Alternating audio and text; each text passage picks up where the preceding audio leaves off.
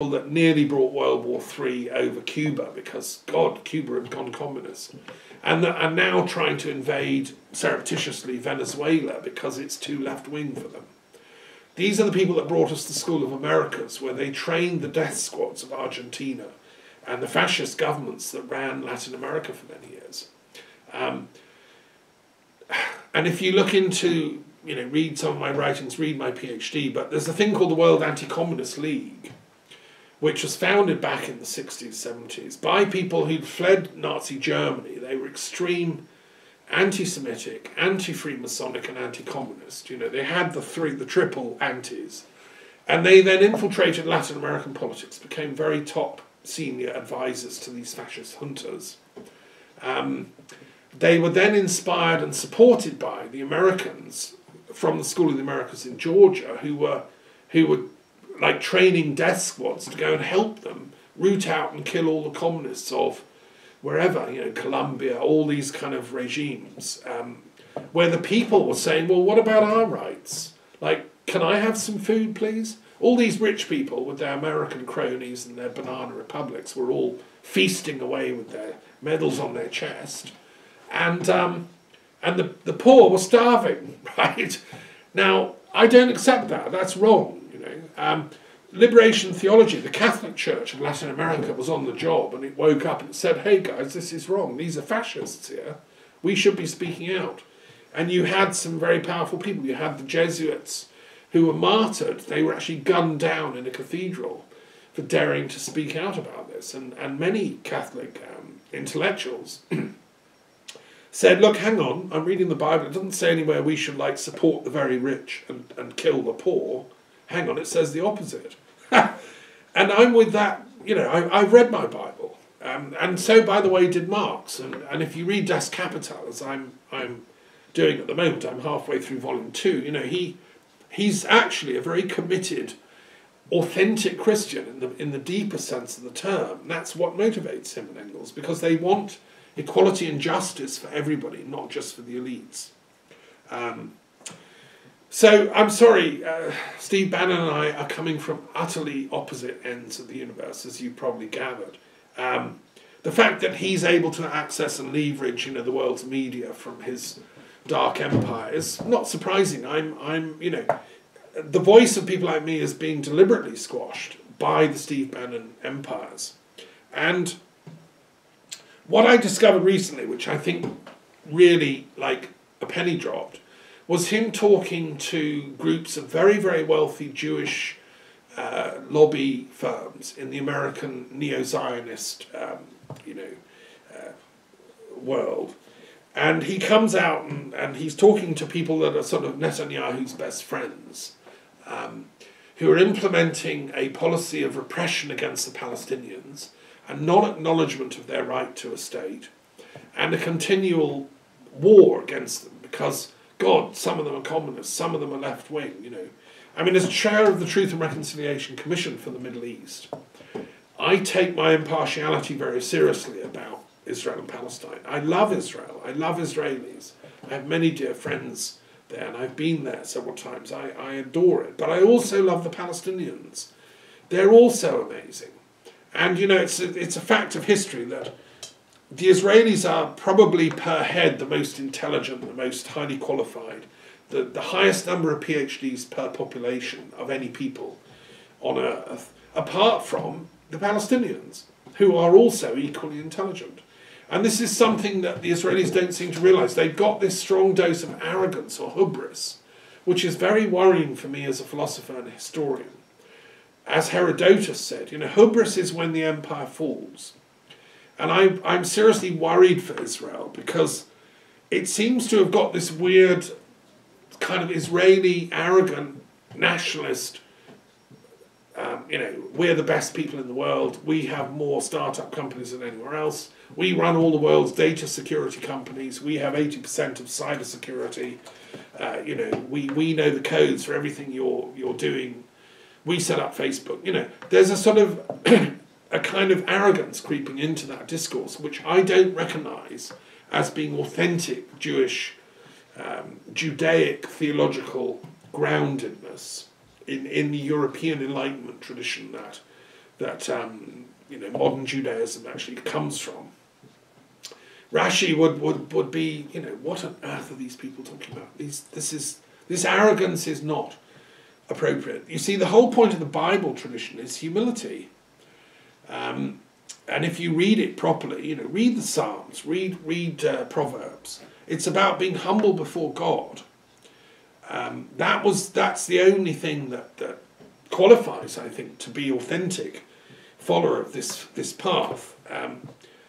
And I fear for the soul, actually, of that arrogance, that hubris streak. Now, it seems to me, and it's not surprising, that Steve Bannon has been seduced by that arrogance and has adopted it as his leitmotif. So when he stands there and says, to a great audience of Israeli, dual citizen, probably Israel citizens, saying, I'm a Christian Zionist, I stand with Israel against all the enemies, we are with you to the end of time.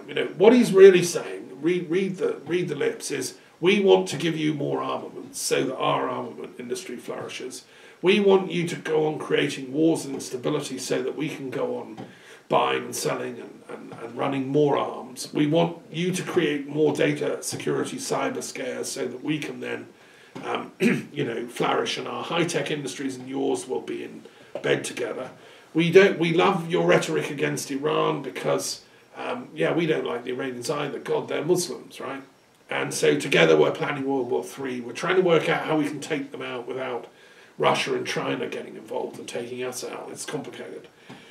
So the whole thing is coming from a militarist fantasy, which is, and now he calls that Christian Zionism. I don't recognise that as anything I know as either Christianity or even authentic Zionism. To me, authentic Zionism, if you read the biblical texts, as I've done, is about creating a city of peace, a city of David, who was a person of faith and love for the absolute. He was humble enough to admit he'd done things wrong. He shouldn't have, killed the Hittite who was married to Bathsheba. He shouldn't have done these naughty things. And he admits, and the Psalms are full of his regrets. So I think more humility, and what I think I've pieced together, I think Brexit was a fantasy cooked up by these extreme so-called Christian Zionists who believe what they're doing is mandated by the coming Messiah. I've thought this through very carefully, and I've read the stuff, I've done research, and I think what's happened is the Christian hard right, which Bannon comes from, and Trump and the cronies, have got this thing going with the Israeli hard right. Netanyahu's the flag bearer there. They think there's going to be a Messiah coming. And this Messiah, they've convinced themselves, is going to be like a military warrior who's going to take on all the evil people of the world. He's going to be like a triumphant general who's going to crush all the Arabs, crush all the Palestinians. The problem with Palestine will go away because he'll just kill them all, right?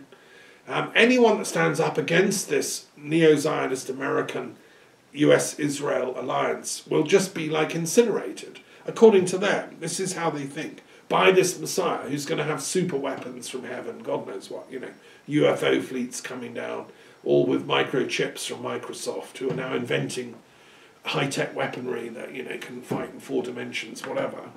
So this Messiah is going to be a warrior king who's then going to set up a sort of world empire run from Jerusalem, which the neocons will all be invited to. And the rest of us, the little people, the primitives, are literally going to just be wiped out, Well, and that is a kind of fantasy that some of these people, I think Steve Bannon buys into it, actually believe. And this is why they hate the European Union so much, because the European Union, in their view, is full of nasty socialists who, they grant equal rights to everybody, whatever their colour or ethnicity or religion. Well, I can't have that, because the Messiah is only just for us, right? Just for the Jewish people and a few chosen Christian hard right types. Nobody else gets welcomed at the table. and the European Union, because it's social democratic, it's liberal, in these circles, these hard right-wing Zionist, Christian Zionist circles, that's what they call themselves, in the Trump right Republican fantasy, The word liberal is an insult. Well, I'm sorry, that tells you I'm a proud liberal, and I come from the Gladstonian tradition. I've been a member of the National Liberal Club in London. Like Paddy Ashdown, I'm from that tradition, because as a Canadian, with my Prime Minister Trudeau, both father and son, we believe in liberal values of freedom of speech, freedom of thought, freedom of travel, freedom of movement, freedom of love, ultimately. And that's what the European Union is premised on. That's why I'm fighting so hard that the United Kingdom, which is also premised on that, should remain part of the club that it itself essentially formed and founded. You see, the other narrative of history is the Nazi story, and the Bannon types are coming from that story. I think history has moved on a long time since that sort of anti-Semitic, Hitlerite, fascist, ignorant, racist nationalism kind of worldview that I've spoken against. But we can only outgrow something when we truly understand it, and then understand why we need to outgrow it. So Steve Bannon should do a doctorate. He can do one at my Global Green University. I'd be happy to have him, and the thesis would be why I grew out of my anti-Europeanism. But so I think we have to really say no to this fantasy Messiah who's an avenging kind of warrior king. That's not what I'm a believer in. I believe in the peace Messiah who's universalistic, and I believe, like Moses Hess, that the true Jerusalem, the true Israel, is a people for all cultures and traditions, that the holy mountain is a place for Sufis, Kabbalists, mystics from all over the world. It doesn't matter the colour of your skin or your outer religion. The tradition of Abraham is universalistic, and the prophets, the true patriarchs in that tradition, are the true Zionists. That's what I called old Zionism. Enoch was an old Zionist. So was Jesus. So was Muhammad. So was Moses, who was humble enough. He didn't even want to get into the promised land. He said, no, I don't deserve it. You see, Moses, to me, is an old Zionist, as are any prophets worth their salt. I think this other lot have kind of tried to hijack what is an amazing thing and turn it into something that's the complete opposite of what it is. So what I'm saying is enough is enough. These Steve Bannon and his cronies need to be seen off. They came to the party, but they've been wrecking the living room. They can leave now. As far as I'm concerned, they just need to go back to school. I'm not saying anybody's beyond redemption, but they need to do more homework. The same with a lot of these American geopolitical theorists that are parading their ideas. This chap, Thomas Barnett, with his core and gap theory of geostrategy. These people are trying to sort of reinvent geopolitics. And it's all about us and them. We're the good guys, they're the bad guys. How can we, the good guys, that's America and Israel and our chums, and they want the UK to join that little club, so it'll be UK, USA, Israel, and their chums, and the EU won't be invited. The Thomas Barnett geostrategists want to create a sort of, well, how can we conquer and divide and rule the rest of the world, No, what I'm saying is a whole different approach. Instead of doing geopolitics, we do peace politics, we do peace policy. We think through how we can work together, China, Iran, Russia, America, all the Americas. Even Latin America has its own right to be heard. And Mexico, no, you don't build a wall, you build a peace project jointly with USA and Mexico, a peace museum on the border. So I reject those neo-imperialist ambitions, which is what underlies Brexit. I think they captured and seduced some people in the UK who were behind the 2016 push for Brexit to think that, wow, we can join the club of world emperors. It's not like that. The truth is about love and about service. We, the Brits, can help serve the planet best by staying in the European Union, by loving our European neighbours, by learning about them, by working together. and by working out what I can call the collective messianic tradition of all humanity. Now this goes back to an interesting tradition. This is what I call the true international tradition. It comes from the European Union's rootedness in the pan-Sophic tradition of the European Enlightenment, searching for universal wisdom. This was Leibniz and Hegel and Kant and all these others. It was there in the European Freemasonic traditions, which worked for the emancipation from individualistic roots to spirituality, that you could work within a wider context. And this became the great Masonic traditions of European history, and many of the great savants like Goethe and so on were from those schools. We need to live up to that. And internationalism not only underlies the European Union, but also the United Nations and the Commonwealth. And Britain is a distinguished and important member of that club of nations that have tried to be internationalists. Look, we didn't fight World War II and win by the skin of our teeth just to kind of regress to being some like offshore, scam money pirate island for dodgy bankers.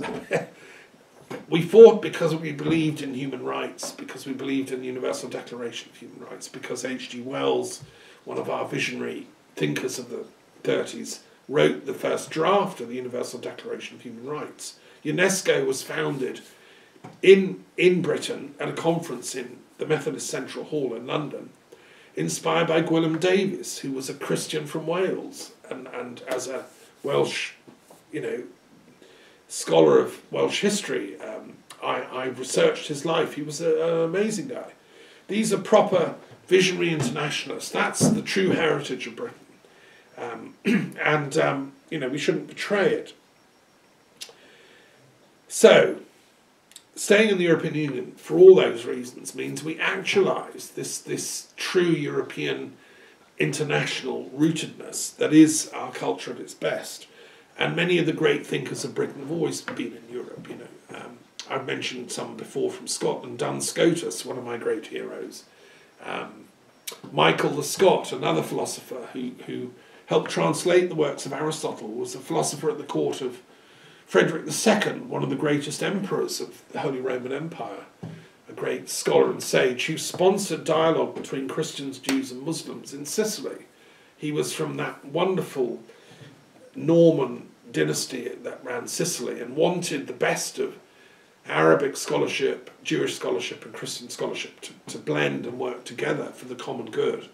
And Al-Idrisi, one of the greatest geographers of all history, was his friend at the court and did a map of the world that was not superseded till probably Mercator, And there was a Scotsman working with him, doing his astrology charts and things, Michael Scott, who was then called a wizard.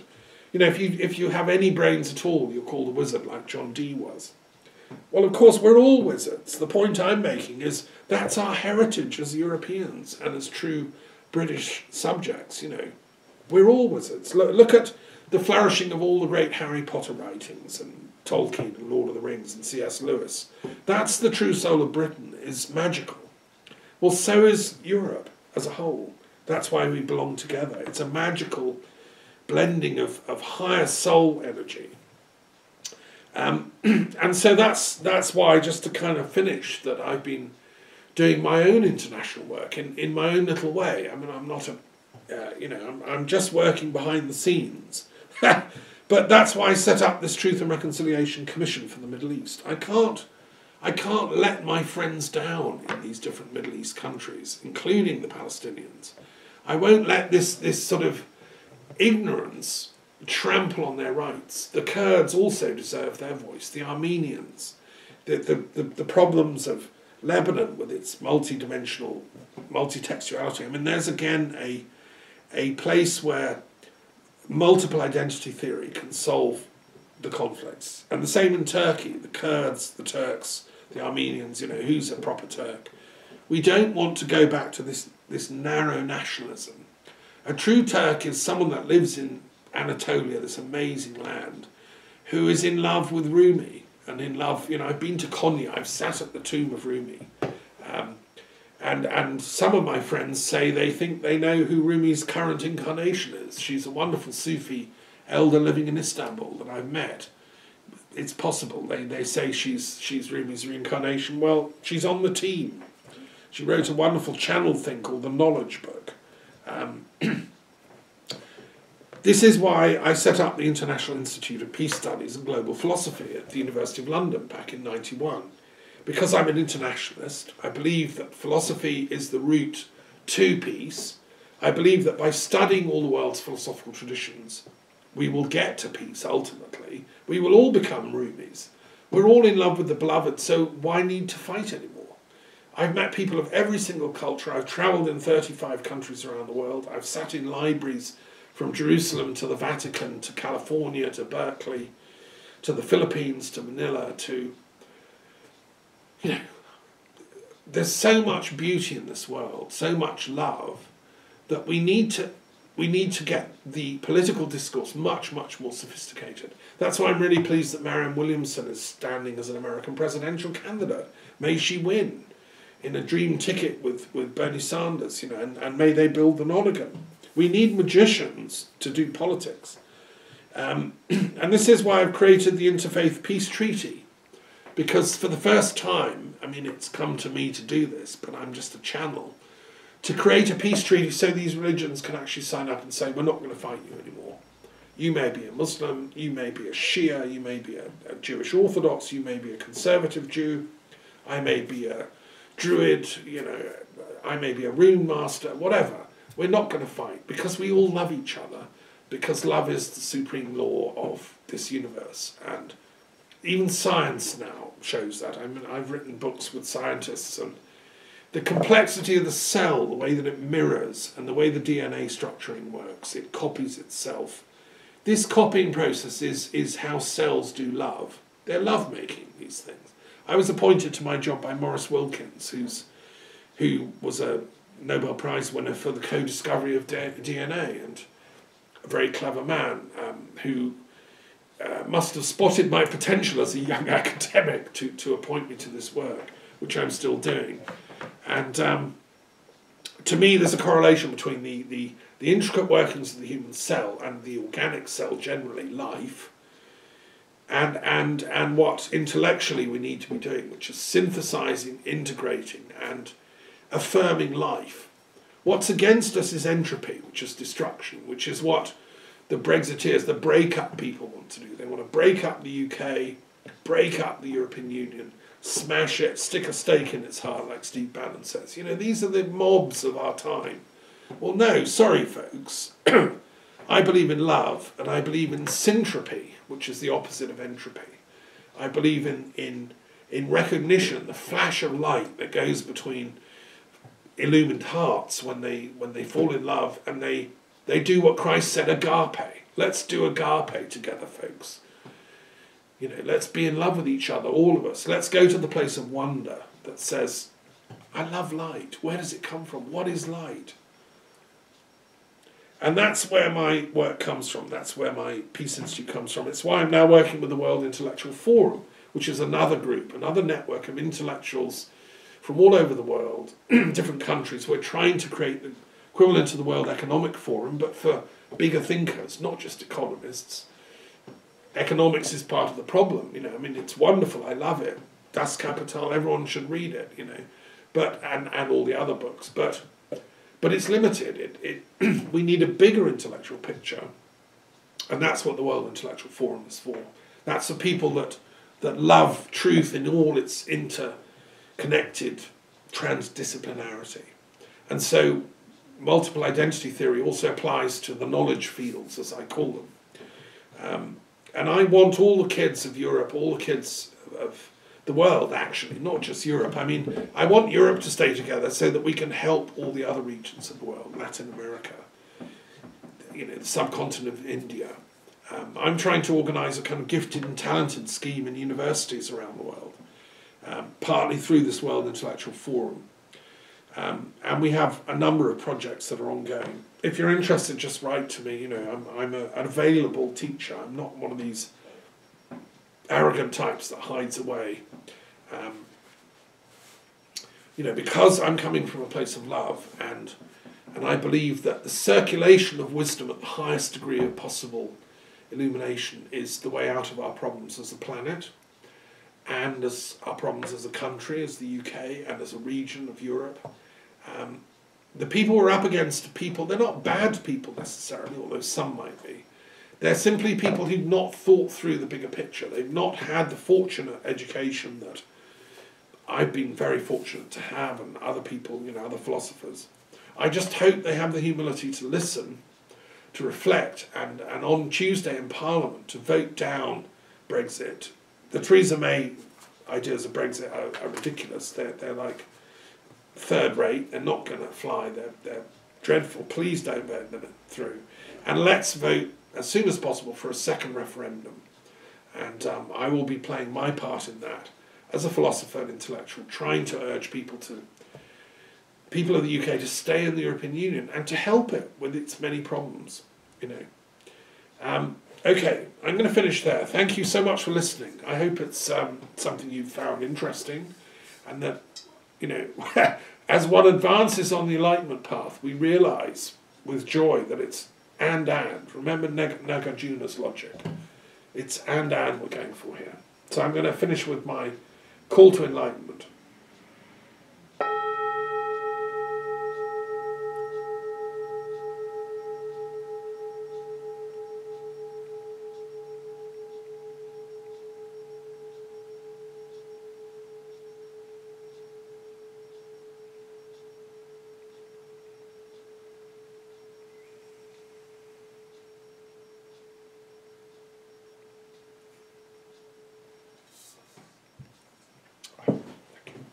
Thank you.